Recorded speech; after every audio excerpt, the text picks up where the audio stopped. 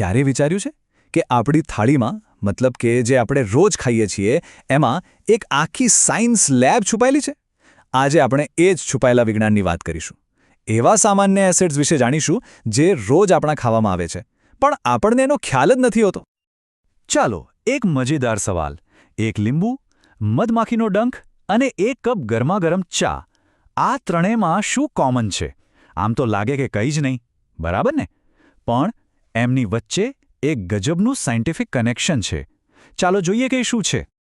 અને જવાબ છે એસિડ. હા, આ ત્રણેય વસ્તુઓમાં નેચરલ એસિડ હોય છે. આના પરથી જ ખ્યાલ આવે છે કે કેમિસ્ટ્રી આપણી આસપાસ બધે જ છે, બસ આપણે એને ઓળખતા નથી. તો ચાલો આજે આ છુપાયેલા કેમિકલ્સની દુનિયામાં એક ડોક્યુ કરીએ. તો આપણી આ સફર ક્યાંથી શરૂ થાય છે? આપણા દિવસની શરૂઆતથી, એટલે કે આપણા બ્રેકફાસ્ટ ટેબલ પરથી. અહીં જ આપણને આપણી પહેલી નાનકડી સાયન્સ લેબ જોવા મળશે. ચાલો નાસ્તાની એક ક્લાસિક આઇટમથી શરૂઆત કરીએ. સવારમાં ઓરેન્જ જ્યુસ કે લીંબુ પાણી પીવાથી એકદમ ફ્રેશ લાગે છે, નહીં? એ તાજગી પાછળનું કારણ શું છે ખબર છે? જવાબ એક ખાસ એસિડમાં છુપાયેલો છે. આ રહ્યું એનું કારણ. લીંબુ, નારંગી, મોસંબી આ બધા ખાટા ફળોમાં જે ટેંગી, ઝેસ્ટી ફ્લેવર હોય છે ને, એ સાઇટ્રિક એસિડને લીધે જ છે. તો હવે પછી જ્યારે પણ કોઈ ખાટું ફળ ખાઓ ત્યારે યાદ રાખજો કે તમે સાઇટ્રિક એસિડનો સ્વાદ લઈ રહ્યા છો. ઓકે, તો ખાટા ફળોની વાત તો થઈ ગઈ, પણ નાસ્તામાં બીજું શું હોય? દહીં.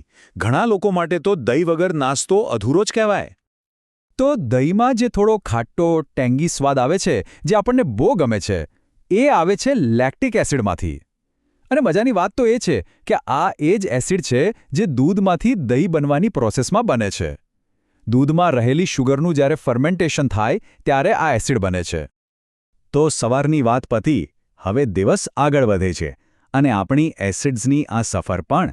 ચાલો હવે જોઈએ કે બપોરના લંચમાં અને નાસ્તા પાણીમાં કયા એસિડ્સ છુપાયેલા છે.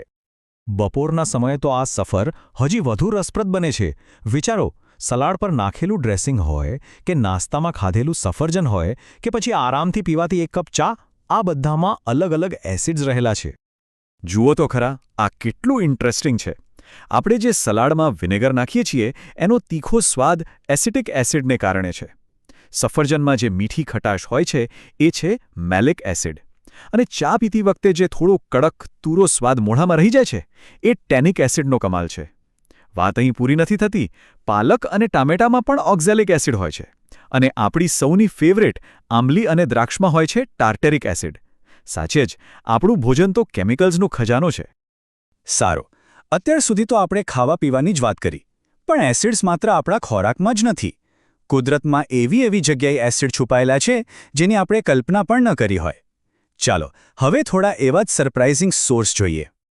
અને હવે વાત એક એવા એસિડની જે કુદરતનું એક હથિયાર છે, જેનો ઉપયોગ હુમલો કરવા અને બચાવ કરવા બંને માટે થાય છે. આ છે ફોર્મિક એસિડ.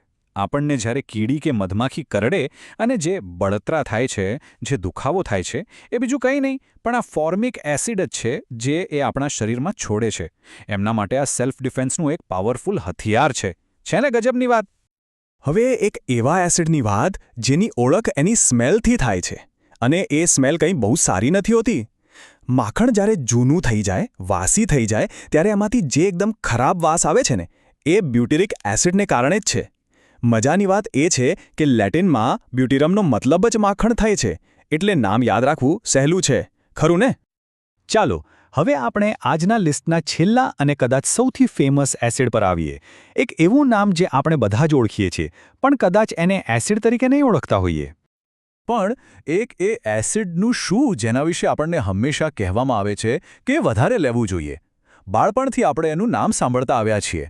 કોઈ ગેસ કરી શકે છે કે હું કયા એસિડની વાત કરું છું? એ છે એસ્કોર્બિક એસિડ. જી હા, આપણે જેને વિટામિન સી તરીકે ઓળખીએ છીએ એનું કેમિકલ નામ એસ્કોર્બિક એસિડ છે. આપણું સૌથી ફેમસ વિટામિન હકીકતમાં એક એસિડ છે. અને આ જબરદસ્ત વિટામિન સી એટલે કે એસ્કોર્બિક એસિડ આપણને આંબળા અને જામફળ જેવા ફળોમાંથી પુષ્કળ પ્રમાણમાં મળે છે. અને એ આપણી ઇમ્યુનિટી માટે કેટલું જરૂરી છે એ તો આપણે બધા જાણીએ જ છીએ. તો આ આખી વાતનો સાર શું છે? એ જ કે આ મોટા મોટા વૈજ્ઞાનિક નામોથી ગભરાવાની કોઈ જરૂર નથી. આપણે આપણા ખોરાકમાં જે અલગ અલગ સ્વાદ અને વિટામિન્સ શોધીએ છીએ એમાંથી મોટાભાગની વસ્તુઓ તો વાસ્તવમાં અલગ અલગ પ્રકારના એસિડ્સ છે. એ આપણા રોજિંદા જીવનનો એક હિસ્સો છે. આ તો માત્ર એક ઝલક હતી.